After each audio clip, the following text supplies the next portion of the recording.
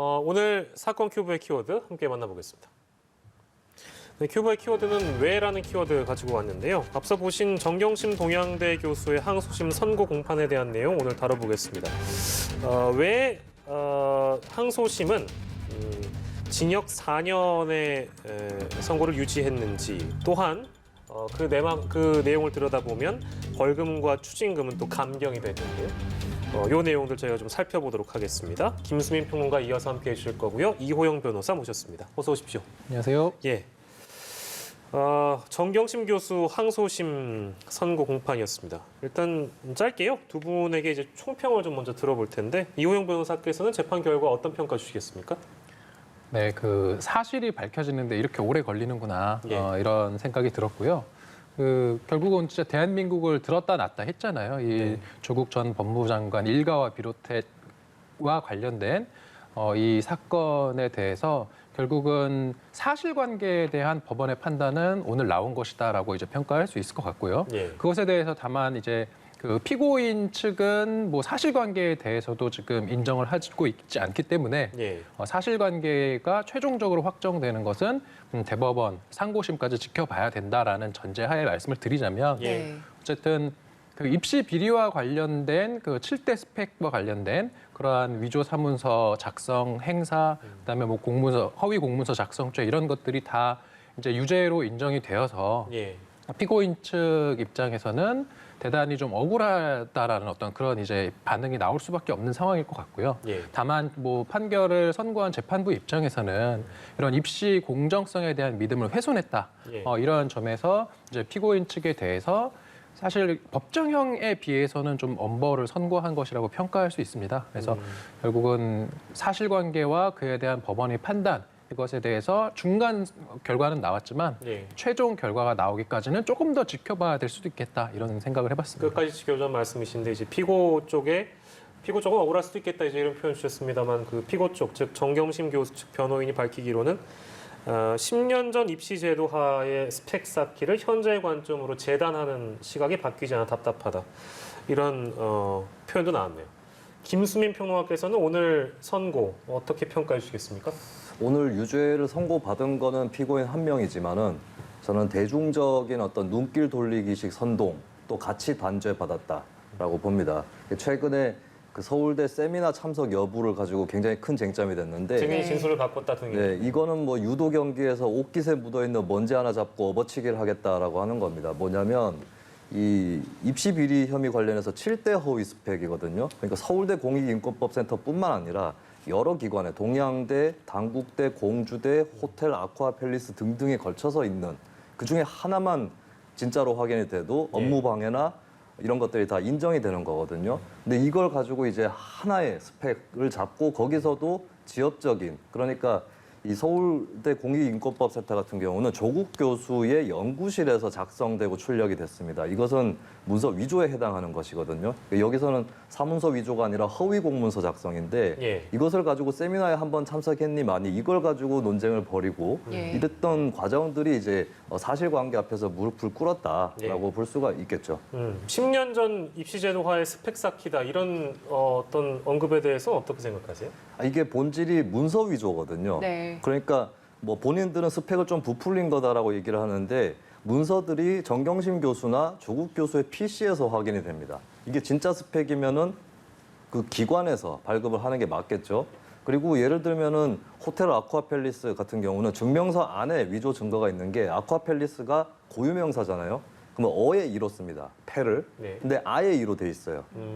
예, 이거는 위조를 했다라고 하는 명백한 증거가 되는 거고, 표창장 같은 경우도 그 종이 안에 위조 증거들이 많이 들어가 있습니다. 직인 모양이 조금 납작해져 있다거나 컴퓨터 편집 없이는 달라지지 않는, 그리고 1년 번호라든지 이런 것들이 원래 동양대에서 발급하던 그런 증명서들하고 비교했을 때 완전히 다른 이런 여러 가지 증거들이 있고, 그리고 현장 부재 증명도 있어요. 조민 씨 같은 경우는 동양대 인문학 프로그램이 진행되고 있을 때 다른 곳에서, 부산이라든지 이쪽에서 카드를 결제한 내역이라든지 이런 것들이 또 나왔습니다. 굉장히 촘촘한 증거들이 나왔는데, 이것을 가지고 이제 그냥 조금 아름아름 스펙 품앗이 정도였다라고 얘기하는 것은 좀 그 사태의 사건의 핵심 본질하고는 상관이 없는 그런 진술이었죠. 예. 네, 상세한 근거들을 좀 조목조목 짚어주셔서요.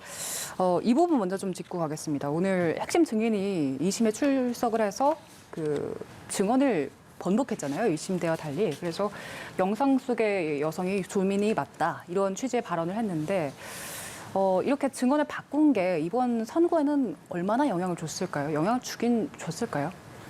영향을 안 줬죠. 뭐냐면 이제 그 증인이 진술을 바꾸는 일은 재판하면서 진짜 많거든요. 예. 그리고 지금 말씀하신 진술 같은 경우는 이제 2009년 5월 15일에 서울대 공익법센터에서 진행된 세미나에 이제 조민 씨가 원래는 참석하지도 않았다라고 이제 봤었던 건데 네. 그것에 대해서 그 당시 세미나에 있었던 증인이 사실은 내가 봤다.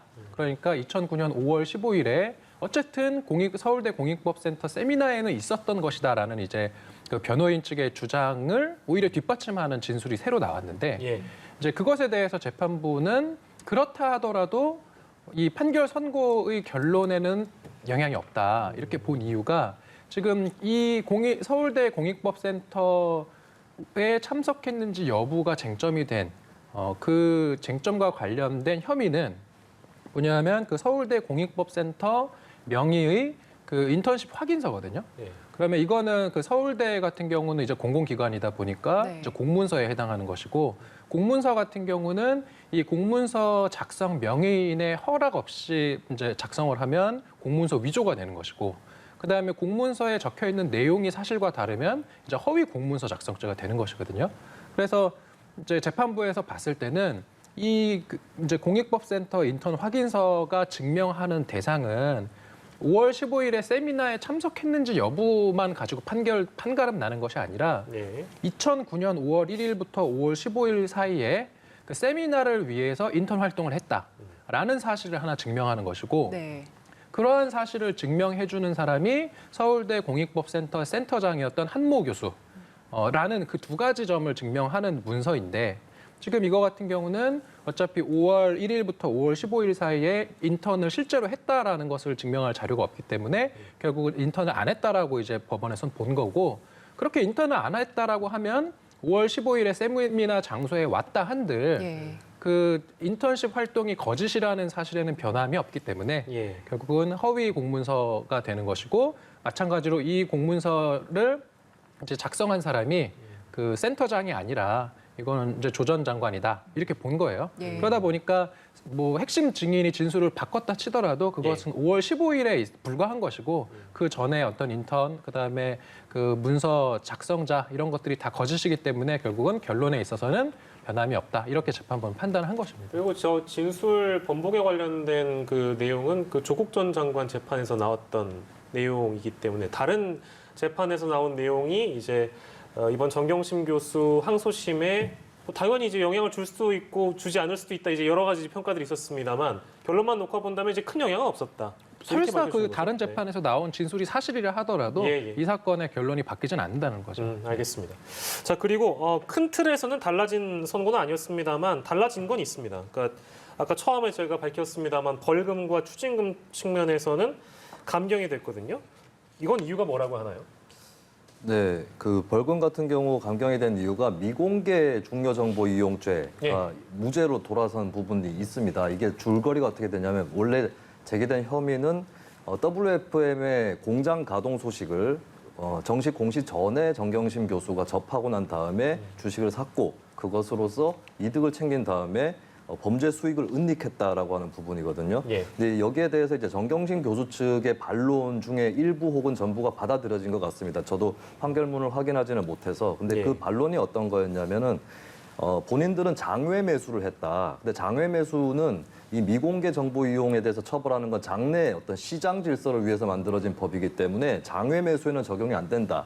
이 논리가 있었고요. 두 번째는 그 정보는 특별한 정보는 아니었다. 그 전에도 그런 정보가 있었다라고 하는 거였습니다. 근데 검찰이나 1심 법원에서는 그 전에 있던 정보보다 구체적이고 독립적인 정보다라고 인정을 해서 미공개 정보라고 인정을 했던 거거든요. 예. 이런 이제 정 교수 측의 반론이 좀 받아들여진 게 아닌가 그렇게 보여지고 사실은 이제 1심 판결에서 징역 4년에 나왔던 이유하고 2심에서 4년에 나온 게 이유가 좀 다릅니다. 왜냐하면 미공개 중요 정보 이용 이 부분이 정경심 교수가 유죄 판결을 받았던 11개 1심에서 유죄 판결 받았던 11개 중에 가장 중죄거든요. 예. 미공개 중요 정보 이용에 범죄 수익 은닉까지 더해지면은 대법원에서 권고했던 양형 기준으로 보면 징역 2년 6개월에서 6년 사입니다.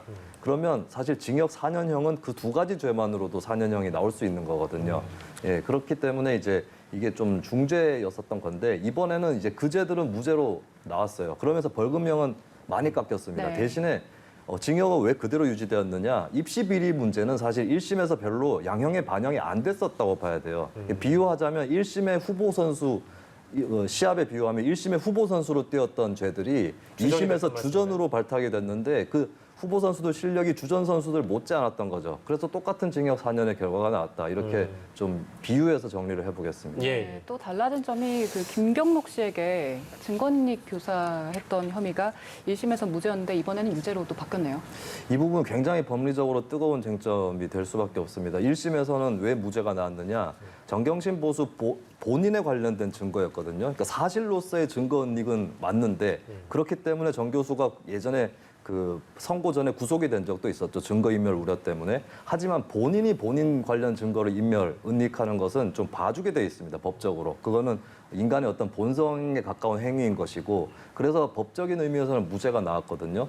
근데 한편에서는 어떤 시각이 있었냐. 검찰을 포함해서 뭐 일부 법학계에서 또 일부 판사들도 그런 시각이 있는데 이런 경우는 다른 사람을 끌어들여서 같이 은닉을 한 건데 이건 교사한 것이다. 만약에 이런 것들을 봐주게 되면은 계속해서 내가 내 증거를 은닉했기 때문에 무죄다라고 하면서 다른 사람을 끌어들여서 같이 은닉하게 된다라고 하는 그런 문제 제기가 있었거든요. 그래서 이 부분에 대해서도 판례가 좀 엇갈립니다.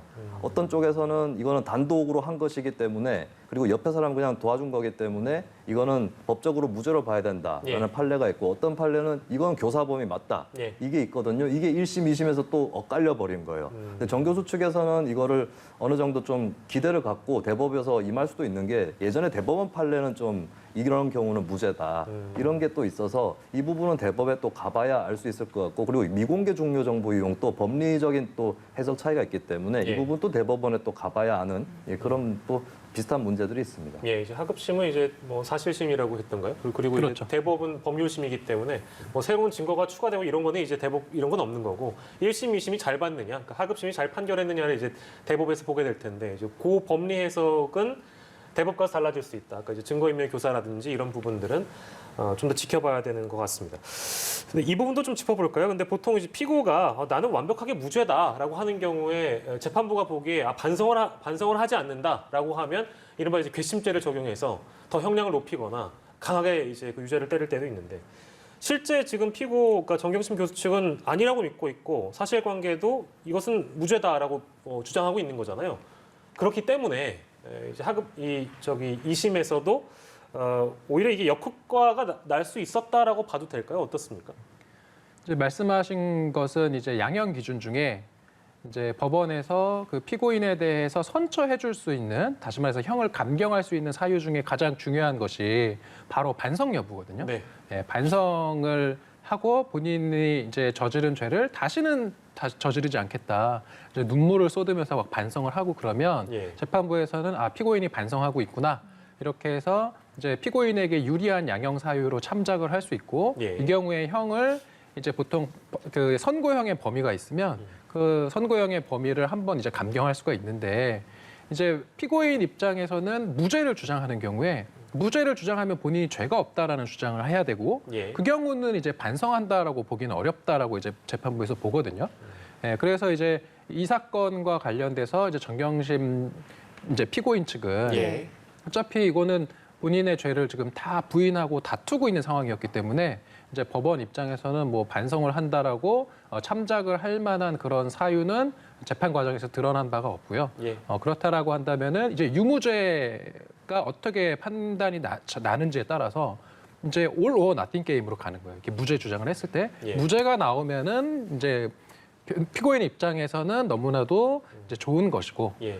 반면에 유죄가 선고가 되는 경우는 무죄 주장했다가 유죄 판결 선고될 때는 보통은 가중 처벌되는 경우가 많이 있죠. 예. 이제 네. 그런 게 좀 말씀드릴 수 있을 것 같습니다. 네, 이제 정 교수 측에서는 상고 입장을 밝혔기 때문에 최종 판단은 대법원에서 지켜봐야 될 것 같고요. 네.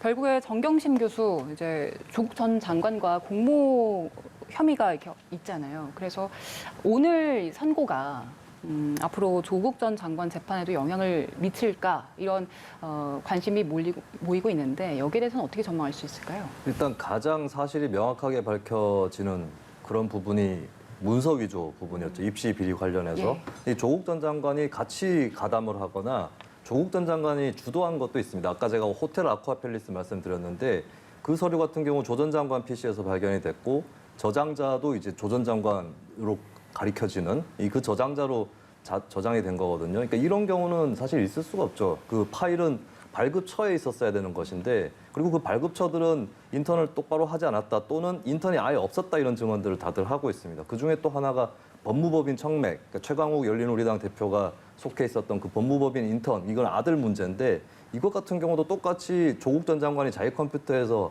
저장을 했고 심지어는 최강욱 대표가 끊어준 증명서는 16시간 인턴을 했다는 건데 조 전 장관 쪽에서 368시간으로 위조한 증거가 나왔거든요. 이런 부분은 거의 피할 수 없다라고 봐야 될 것 같아요. 그래서 공문서 그 서울대 공익인권법센터도 조국 전 장관 컴퓨터에서 그 조작이 이루어졌다라고 하는 것이라면 공문서 허위 공문서 위조 뭐 작성하고 사문서 위조 문서 행사, 업무 방해 이런 것들 다 적용이 될 거다. 그리고 두 번째가 증거 은닉인데 예. 아까 제가 정경심 교수가 대법에서 증거 은닉은 무죄로 다시 되돌릴 수도 있다는 가능성을 말씀을 드렸습니다. 예. 근데 조 전 장관 또 다른 게 조 전 장관 또 이 증거 은닉 행위 교사에 가담을 했다라고 하는 그 혐의가 있는데 조 전 장관은 정 교수와는 달리 현장에 없었어요. 그러면 교사로 인정될 가능성이 더 높습니다. 근데 정 교수도 교사로 인정돼 버렸기 때문에 이 예. 부분도 굉장히 유죄가 날 가능성이 높아졌다라고 예. 하는 것이고 세 번째는 오늘 판결 중에 유무죄하고는 좀 상관이 없긴 한데 정 교수가 코링크피 설립 때 건넸던 돈의 성격에 대한 판결이 있었거든요. 이게 대여냐 투자냐 계속 네네. 논란이 돼 왔었는데 횡령은 아니지만 대여를 한 다음에 횡령한 건 아니지만은 투자는 맞다.